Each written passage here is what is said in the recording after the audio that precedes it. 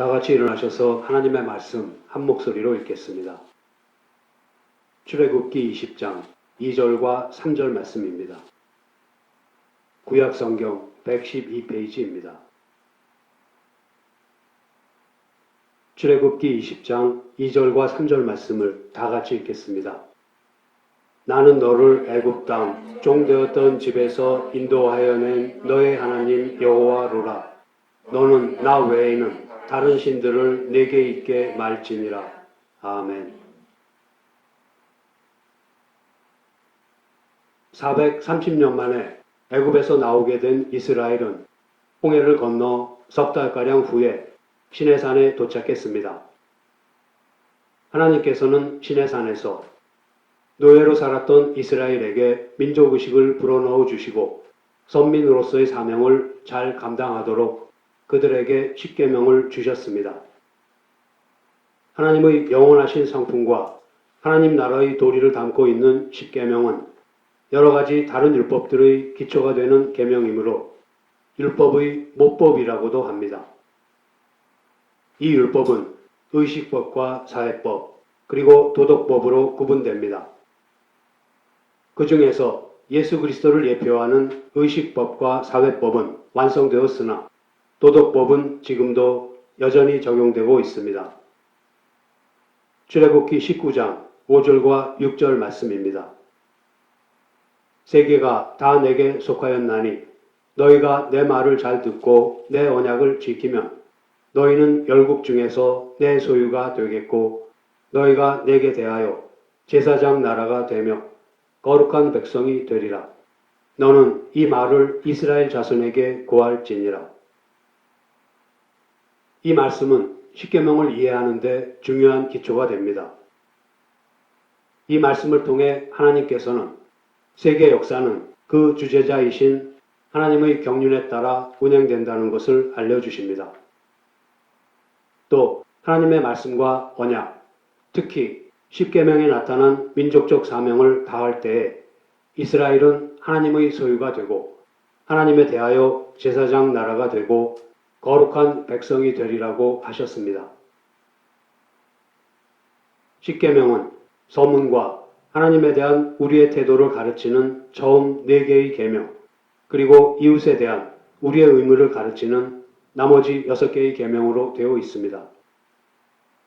서문인 나는 너를 애굽 땅 종되었던 집에서 인도하여 낸 너의 하나님 여호와로라에서는 십계명을 주시는 분이 누구이신지 잘 나타나 있습니다. 십계명을 주신 분은 이스라엘을 바로의 학정으로부터 구원해 주신 하나님이십니다.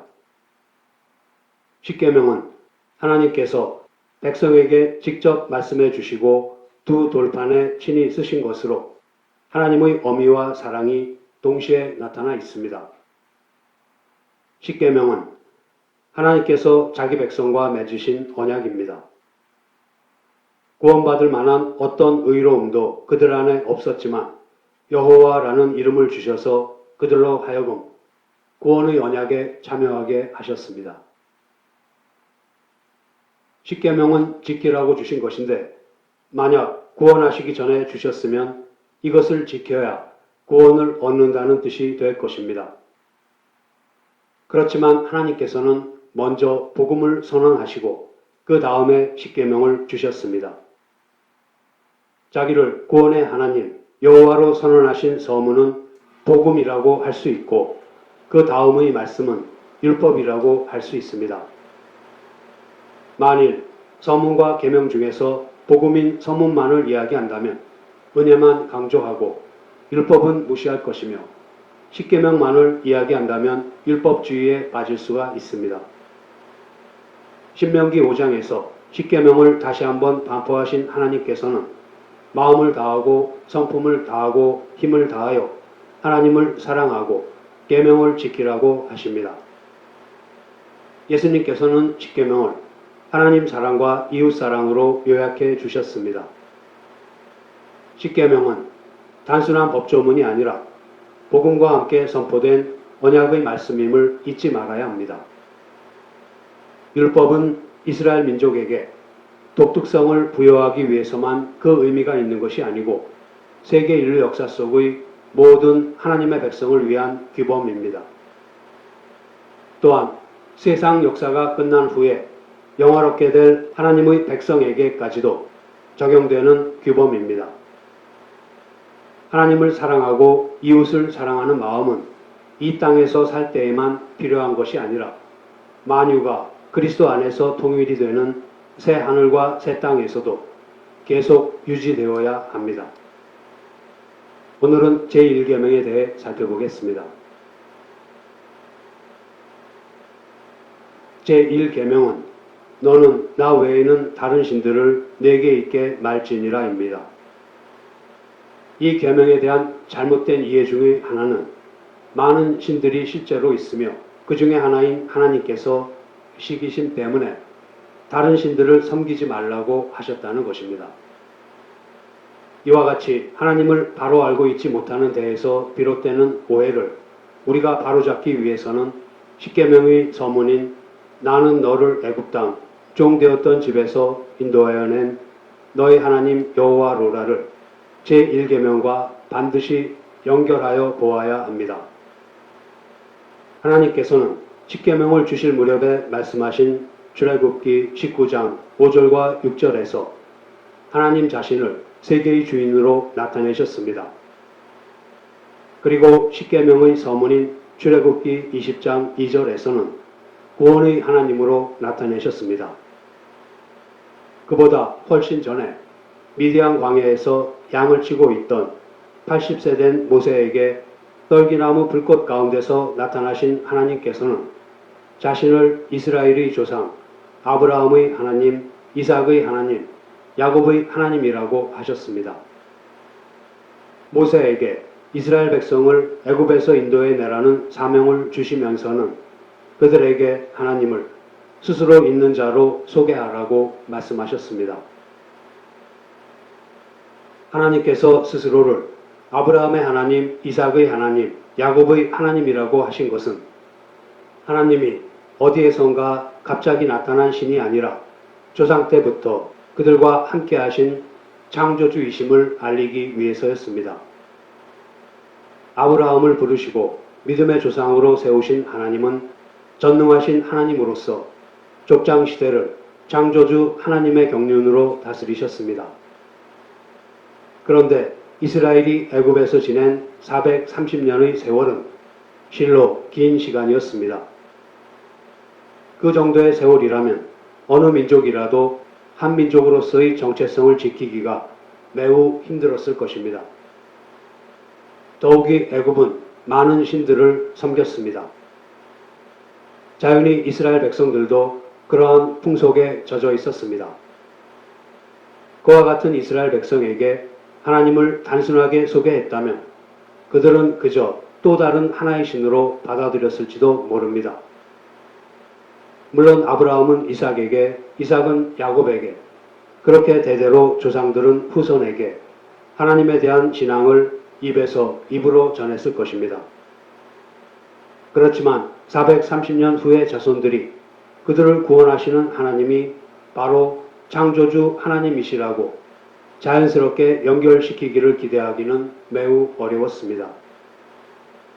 따라서 하나님께서는 아브라함의 하나님, 이삭의 하나님, 야곱의 하나님이라는 사실을 강조하심으로써 조상 때부터 그들과 함께 하셨다는 것을 이스라엘 자손들이 알기를 원하셨습니다. 또한 하나님께서는 자신의 이름을 여호와라고 소개하셨습니다. 이 여호와라는 이름은 히브리 동사 하야에서 온 것으로 존재한다라는 뜻을 가지고 있습니다. 그래서 여호와라는 이름은 과거부터 시작해서 현재 그리고 미래에 걸쳐 영원히 존재하시는 분이라는 뜻입니다. 신약 성경은 이 이름을 이제도 있고 전에도 있었고 장차 올 자라고 소개하고 있습니다. 여호와는 과거 언젠가 다른 신으로부터 창조된 존재가 아니라 아주 영원 오래전부터 존재하시며 결코 창조된 적이 없는 하나님을 의미합니다. 하나님께서 자신을 여호와로 소개하시는 이유는 이스라엘 백성에게 유일한 구원의 길은 바로 조상들이 믿었던 하나님 한 분밖에 없다는 것을 알려주시기 위해서였습니다. 또 참신이 아니면서도 스스로 신인 것처럼 행세하고 있는 애굽의 여러 신들을 심판하시기 위해서였습니다. 이스라엘 백성들로 하여금 오랜 세월 동안 형성된 애굽과의 관계를 끊어내고 애굽을 떠나게 하기 위해서는 재앙이 10가지나 필요했습니다. 이 10가지 재앙은 여호와의 전쟁이었습니다. 이 전쟁은 여호와께서 시작하셨고 여호와께서 이끌어 가셨고 여호와께서 승리하셨습니다. 성경은 출애굽기의 이 10가지 재앙을 여호와의 애굽신들에 대한 징벌로 말하고 있습니다. 10가지 재앙의 목적은 여호와가 참 하나님이시며 이 세상에 여호와와 같은 신이 없음을 알게 하려는 데에 있었습니다. 이스라엘 자손들은 그들의 조상들로부터 여호와께서 그들의 하나님이라고는 전해 들었으나 하나님을 확실히 알고 있지는 못했습니다. 그러한 이스라엘 자손들에게 재앙을 통해 여호와께서 자연을 다스리시고 온갖 질병을 주관하시고 생명을 주관하신다는 것을 보여주셨습니다. 여호와께서 바로 창조주이시며 무소부재하시며 전지전능하신 하나님이심을 일깨우고 가르쳐 주셨습니다. 10가지 재앙은 또한 여호와 하나님께서 이스라엘 백성을 특별히 사랑하시고 선택하셨음을 보여주는 사건이었습니다. 이스라엘을 내 백성이라고 부르시고 내 백성을 보내라고 요구하신 여호와께서는 네 번째 재앙인 파리 재앙부터 이스라엘 백성을 애굽 사람들과 구별하셨습니다. 이스라엘 백성에게는 재앙이 내리지 않도록 보호하심으로써 여호와의 선택과 사랑을 확인시키셨던 것입니다. 여호와께서 애굽 사람들의 장자를 치시고 이스라엘을 바로로부터 구원하신 10번째이자 마지막 재앙을 통해 우리는 구원의 본질적인 의미를 생각해 볼 수 있습니다. 여호와께서 두루 다니시면서 장자를 멸하실 때 문설주에 바른 피를 표적 삼아 그 집의 장자는 죽이지 않고 그냥 넘어가셨습니다. 유월절, 곧 패스오버라는 말은 여기서 유래한 것입니다. 피는 곧 여호와의 선민의 표적이었던 것입니다. 따라서 출애굽기의 재앙은 궁극적으로는 이스라엘의 구원을 위한 것이었습니다. 신약에서는 이 유월절과 출애굽 사건을 유월절 어린 양 대신 예수님의 구원에 대한 모형으로 이해하고 있습니다. 성경 곳곳에서는 우리를 애굽왕 바로로 비유되는 죄의 노예로 그리고 있으며 예수님께서는 죄인들을 구원하기 위하여 자신의 목숨을 대속물로 바쳐 십자가에서 피를 흘리신 유월절 어린 양의 실체로 가르치고 있습니다. 이러한 출애굽기의 장자의 재앙과 유월절은 하나님의 사탄과 죄에 대한 영원한 심판과 그의 백성에 대한 구원을 예시한 모형이라고 할 수 있습니다. 하나님께서는 모세의 인도로 출애굽한 이스라엘 백성과 시내 산에서 언약을 맺으시고 계명을 주셨습니다. 이것은 아브라함에게 언약하신 대로 약속의 땅인 가나안에 하나님이 다스리시는 나라를 세우기 위해서였습니다. 그럼으로써 열국 백성을 하나님께 인도하여 하나님의 백성으로 삼으시려는 사역에 이스라엘로 하여금 제사장 나라가 되게 하려는 것이었습니다. 이러하신 하나님을 바르게 알지 못하면 하나님과 하나님의 백성인 우리와의 관계 또한 바르게 정립할 수 없게 됩니다. 하나님 외의 다른 신을 섬기면 십계명의 서문에 게시된 구원의 하나님을 버리는 것이고 그 결과 사망으로 떨어지는 것입니다.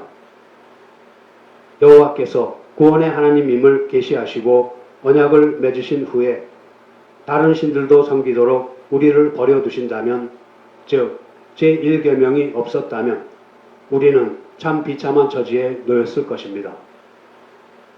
우상을 섬김으로써 죄의 종이 되어서 받는 삭은 바로 사망이기 때문입니다. 따라서 우상을 섬기지 말라 하는 계명은 사실 우리를 위한 것입니다. 우상을 섬기도록 내버려 두면 자유롭게 되는 것이 아니라 오히려 죄의 종이 되기 때문입니다. 그러므로 우리는 제1계명을 생각할 때에 은혜로운 언약 안에서 주시는 하나님의 깊은 사랑을 깨달아야 합니다. 제1계명을 서문과 연관지어서 이해함으로써 구원과 자유를 배워야 합니다. 제1계명에서 금하는 우상숭배의 뜻은 로마서 1장 25절에 잘 나타나 있습니다. 피조물을 조물주보다 더 섬기는 것이 우상숭배입니다. 하나님께서 피조물을 통해 자신을 나타내셨는데 거기에서 하나님의 뜻을 찾는 것이 아니라 피조물을 창조주처럼 섬기는 그것이 바로 우상숭배라고 성경에서는 가르칩니다. 제1계명에서 다른 신들을 내게 있게 말지니라 하고 말씀하셨는데 과연 다른 신들이라는 것이 무엇이겠습니까? 실제로 다른 신들이 있는지, 만일 그렇다면 하나님은 많은 신들 가운데 하나의 신인지에 대해 이야기해 보겠습니다. 이스라엘 백성이 섬긴 우상 중에 바알이라는 신이 있습니다. 바알은 번개의 신이고 비의 신입니다. 바알이라는 우상은 생산과 번식, 아니면 비, 번개, 바람과 같이 피조물이나 그 안에 있는 어떠한 성질들을 상징적으로 표현한 것에 지나지 않습니다. 사람이 상징적으로 만들었을 뿐 바알이라는 신이 실제로 존재하는 것은 아닙니다. 바알이라는 우상은 단지 피조물의 한 속성을 나타낸 것에 불과합니다. 그와 같은 우상을 섬기는 것은 곧 그 배후에 있는 귀신을 섬기는 것입니다. 고린도전서 10장 19절과 20절 말씀입니다. 그런즉 내가 무엇을 말하느뇨? 우상의 제물은 무엇이며 우상은 무엇이라 하느뇨? 대저 이방인의 제사하는 것은 귀신에게 하는 것이요 하나님께 제사하는 것이 아니니 나는 너희가 귀신과 교제하는 자 되기를 원치 아니하노라. 악한 영이 사람들의 마음을 꿰어서 피조물을 섬기도록 이끈다고 합니다. 따라서 바알이라는 신이 실제로 존재하는 것은 아니며 그 배후에 영적인 존재가 있고 그 영적인 존재가 하나님에게 가야 될 경배를 가로채는 것입니다. 그 영적 존재는 사람들의 마음을 미혹시키면서 시대나 지역에 따라서 다른 신들을 내놓습니다. 어떤 때는 보이는 신을 내놓기도 하고 어떤 때는 보이지 않는 신을 내놓기도 합니다. 농경사회에서는 풍요로운 추수와 관련된 바알과 같은 우상을 섬기도록 했습니다. 그러나 요즘에는 농사의 신보다는 다른 것으로 사람의 마음을 미혹합니다. 그 대표적인 것이 재물입니다. 예수님께서도 한 사람이 두 주인을 섬기지 못할 것이니 너희가 하나님과 재물을 겸하여 섬기지 못한다라고 말씀하셨습니다. 또 사람의 생명이 그 소유의 넉넉한 데 있지 않다라고도 말씀하셨습니다. 거짓 신은 사람의 마음을 재물로 미혹해서 끌고 갑니다. 하나님에 대해서 바르게 알지 못할 때에 사람의 마음은 악한 영의 미혹을 이기지 못하고 재물, 곧 우상을 섬기는 대로 끌려가는 것입니다. 그런데 사탄의 속임수는 매우 교묘해서 하나님 대신에 우상을 섬기도록 하기도 하지만 때로는 하나님과 나란히 우상을 섬기도록 유혹합니다. 하나님을 버리도록 하는 것은 반발을 일으키기 쉽기 때문에 하나님과 나란히 섬기도록 타협안을 가지고 유혹하는 것입니다. 하나님도 섬기고 다른 신도 섬기면 더 현실적인 유익이 있을 것처럼 보이게 합니다. 종교적인 구원은 하나님에게서 받더라도 현실적인 복은 다른 신에게서 받으라고 합니다. 바알을 하나님과 나란히 섬겼으니 여호와를 배반하거나 떠난 것은 아니며 단지 바알도 함께 섬겼을 뿐이라고 말할 수는 없는 것입니다. 마태복음 19장에 나오는 부자 청년은 예수님께 나와 무슨 선한 일을 하여야 영생을 얻을 수 있느냐고 물었습니다.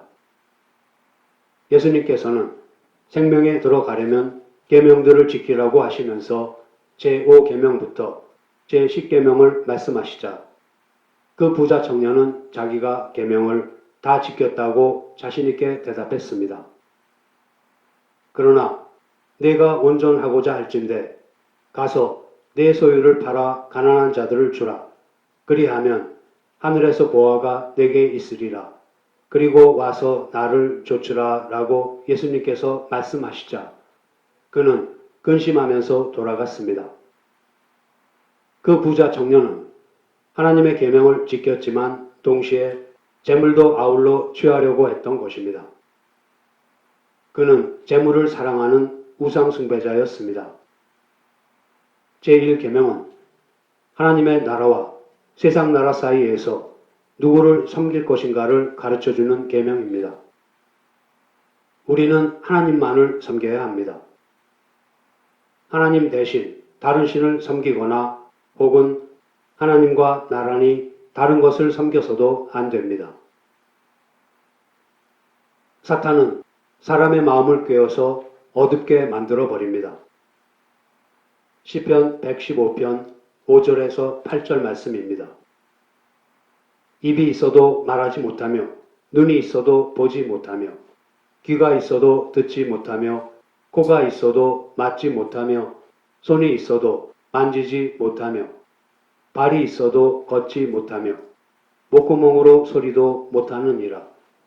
우상을 만드는 자와 그것을 의지하는 자가 다 그와 같으리로다. 우상을 만들거나 섬기는 사람은 우상처럼 된다고 합니다. 우상이 눈이 있어도 보지 못하고 손이 있어도 만지지 못하고 발이 있어도 걷지 못하고 입이 있어도 말을 못하는 것처럼 우상을 만드는 자나 우상을 의지하는 자는 두 눈이 있어도 볼 것을 못 보고 들을 것을 못 듣고 말할 것도 제대로 못합니다.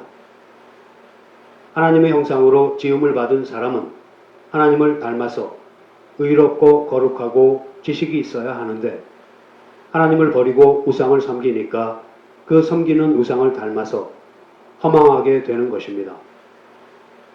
그 우상에 대해 예레미야 선지는 사람이 부어 만든 우상은 거짓이고 그 속에 생기가 없다라고 말합니다. 창조주 하나님께서는 말씀으로 천지를 만드시고 다스리시지만 우상은 사람이 만든 것이고 생명이 없습니다.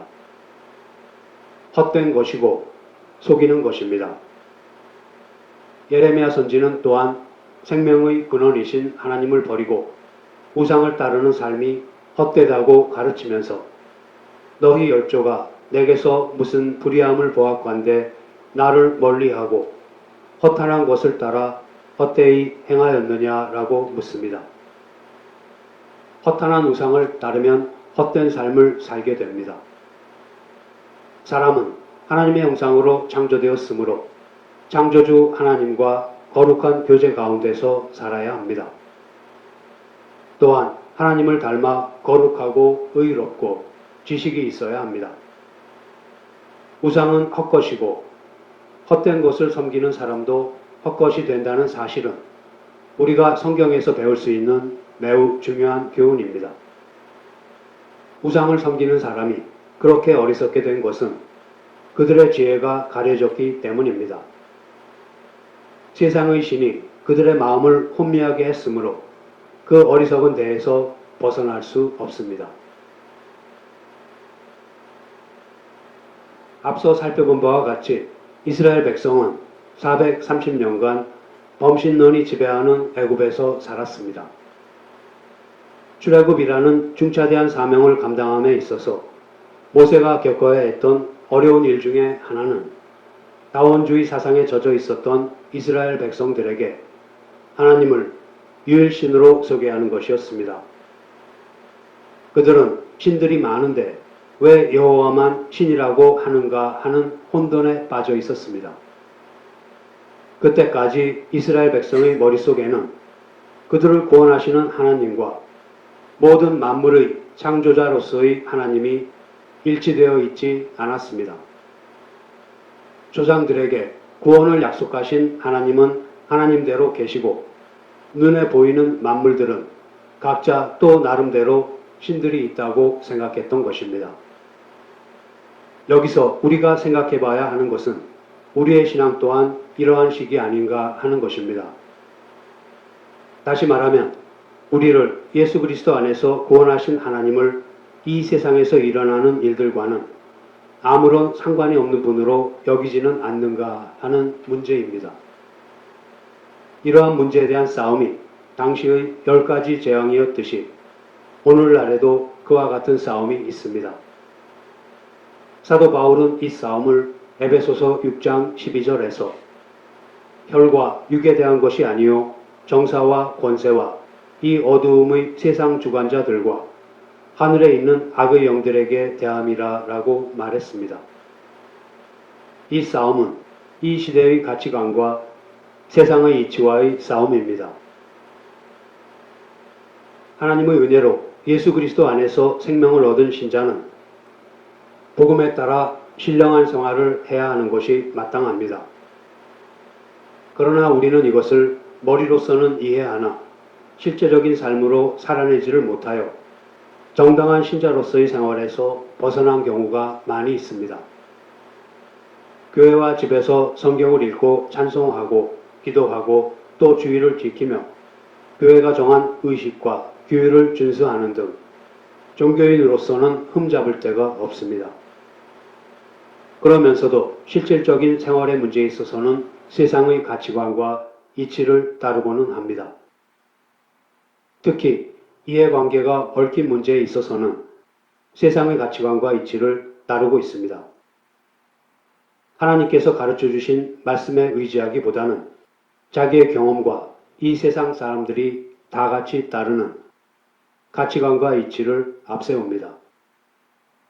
하나님께서 어떻게 신자 하나하나를 통치하시고 주장하시는지를 잘 배워서 거기에 순종하기를 힘쓰는 것이 아니라 하나님은 홀로 높이 계신 분으로 모셔놓고 나름대로의 행복이나 출세를 얻으려고 세상을 따라갑니다. 자기 일생의 문제에 있어서 주님을 주인으로 모시지 못합니다. 스스로가 주인이 되어서 방법과 목표를 다 정해놓고 주님을 단지 그 일을 이루는 데에 도우시는 분으로만 동원하려고 합니다. 이것은 결국 하나님 이외의 다른 신을 자기 앞에다 두고 사는 것으로서 제1계명을 지키지 못하는 것입니다. 하나님의 자녀로 거듭난 신자는 더 이상 자기 자신의 것이 아닙니다. 하나님이 전에 예비하사 너희로 하여금 그 가운데 행하게 하려 하심이니라 라는 말씀대로 신자는 자기 스스로 인생을 결정하고 살아가는 것이 아니라 하나님께서 준비하신 길을 따라 매일매일 하나님을 의지하고 한 걸음씩 인도를 받아서 가는 것입니다. 따라서 신자는 나름대로의 계획과 이상을 갖지 않습니다. 의와 진리의 길만을 따라 걷기에 보배를 담은 질그릇처럼 초라하고 볼품이 없으며 때로는 세상 사람들이 보기에 죽은 것처럼 보이기도 하겠으나 좁은 길을 가는 것을 마다하지 않습니다. 앞이 훤히 보이지 않는다 하여도 기꺼이 그 길을 가며 그 길에서 벗어나려 하지 않습니다. 만일 우리가 멸망으로 인도하는 크고 길이 넓은 세상 문과 좁은 문 사이에서 기웃거리고 있다면 그것은 너는 나 외에는 다른 신들을 내게 있게 말지니라 하신 말씀을 위반하는 것입니다. 그것은 죄를 짓는 것입니다. 하나님께서는 중생한 하나님의 자녀가 이처럼 죄를 짓는 것을 그대로 두시지 않고 반드시 징계하십니다. 이처럼 하나님께서 우리를 합당한 자녀로 만드시기 위해 징계하실 때에 즉시 회개하고 하나님을 향해 바로 서야 할 것입니다. 우리가 우상을 섬기게 되는 것은 하나님에 대한 바른 지식을 갖고 있지 못함에서 비롯되는 것입니다. 이스라엘 백성이 때때로 우상을 만들었지만 그때마다 다른 신을 이야기하지는 않았습니다. 하나님께 계명을 받으려고 시내산에 올라간 모세를 기다리다 지친 이스라엘 백성은 아론을 부추겨 애굽의 아피스 상인 금송아지를 만들었습니다. 출애굽기 32장 4절에서 6절입니다. 아론이 그들의 손에서 그 고리를 받아 부어서 각도로 새겨 송아지 형상을 만드니 그들이 말하되 이스라엘아 이는 너희를 애굽 땅에서 인도하여 낸 너희 신이로다 하는지라. 아론이 보고 그 앞에 단을 쌓고 이에 공포하여 가로되 내일은 여호와의 절이리니라 하니 이튿날에 그들이 일찍이 일어나 번제를 드리며 화목제를 드리고 앉아서 먹고 마시며 일어나서 뛰놀더라. 이처럼 하나님에 대한 지식이 부족하거나 잘못되어 있으면 하나님을 섬긴다고 하면서도 다른 신을 섬기게 됩니다. 사탄은 우리의 하나님에 대한 지식이 불분명하거나 부족한 것을 이용하여 잘못 알고 있는 하나님을 섬기도록 미혹합니다. 그러면서도 참 하나님을 섬기고 있다고 속게 만드는 것입니다. 우리는 신앙생활 중에 우리도 모르는 사이에 우상을 섬기고 있지는 않은지 늘 살펴보아야 합니다. 그 중에 한 가지가 믿음입니다. 만일 우리가 믿는 행위로 구원도 얻고 상급도 얻는다고 생각하면 그 믿음이 우상인 것입니다. 믿음 자체에는 아무 능력이 없습니다. 그 능력은 믿음의 대상인 하나님께 속한 것입니다. 의인은 그 믿음으로 말미암아 살리라 하신 말씀대로 신자는 믿어서 무엇을 얻는 것이 아니라 하나님을 믿은 그 자체가 보상인 것입니다. 또한 우리는 하나님의 계시보다 자기 자신의 직관과 체험을 의지할 때가 의외로 많습니다. 그러나 우리의 신앙은 하나님의 계시에 근거하는 것이지 인간의 견해에 의지하지 않습니다. 따라서 자신의 체험을 근거로 하나님을 제한하는 것은 바로 체험이라는 우상을 숭배하는 것입니다. 그리고 하나님의 속성 중 사랑을 지나치게 강조해서 공의를 행하시는 하나님께서 영광을 받지 못하신다면 그 사랑은 우상입니다. 사랑이라는 속성으로 공의를 비롯한 다른 모든 속성을 대체하는 것은 바로 사랑이라는 우상을 하나님 자리에 대신 세우는 것입니다. 이 사랑이라는 우상으로 말미암아 복음이 왜곡되고 교회에서는 권징의 시행이 바르게 이루어지지 않고 있습니다. 이렇게 하나님에 대한 지식이 부족하면 자신도 모르는 사이에 우상 숭배자로 전락하고 마는 것입니다. 이제 말씀을 마치겠습니다.